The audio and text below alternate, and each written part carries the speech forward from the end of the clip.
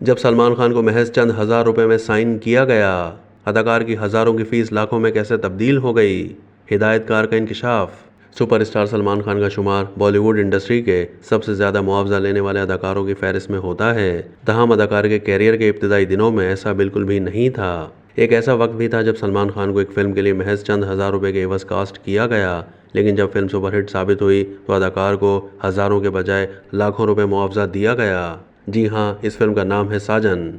1991 में रिलीज़ होने वाली फिल्म साजन में सलमान खान के अलावा संजय दत्त और माधुरी दीक्षित ने मरकजी किरदार निभाए थे।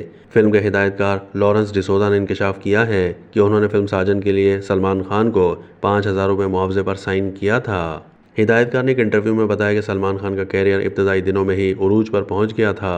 अदाकार की हर फिल्म की कामयाबी के बाद उनके मुआवजे में भी इजाफा हो जाता था।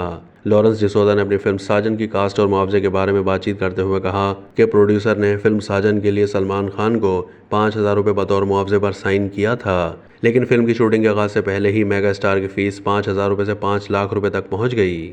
उन्होंने कहा कि इस इजाफे की वजह सलमान खान की मुसलसल ब्लॉकबस्टर फिल्में थीं। जब प्रोड्यूसर ने फिल्म साजन के लिए सलमान खान को साइन किया तो उनकी फ़ीस 5,000 रुपये थी, लेकिन जब मैंने उनसे दूसरी मुलाकात की तो उनकी फ़ीस 5 लाख रुपये तक पहुंच गई, जबकि तीसरी मुलाकात में सलमान खान की एक फिल्म की फ़ीस 11 लाख रुपये तक पहुँच गई थी। हिदायतकार ने मजीद कहा कि मेगा स्टार की फ़ीस में मुसलसल इजाफे के बाद फिल्म साजन के लिए सलमान खान और माधुरी दीक्षित ने 11-11 लाख रुपए, जबकि संजय दत्त ने 12 लाख रुपए मुआवजा वसूल किया था। सुपरहिट फिल्म साजन के हिदायतकार डिसोजा ने यह इंकशाफ भी किया कि उन्हें फिल्म की हिदायतकारी के लिए महज 8 लाख रुपए दिए गए थे। याद रहे कि साजन की ज़बरदस्त कामयाबी में फिल्म के म्यूज़िक का भी बड़ा किरदार था। इस फिल्म के तकरीबन सभी गाने आज भी मकबूल हैं।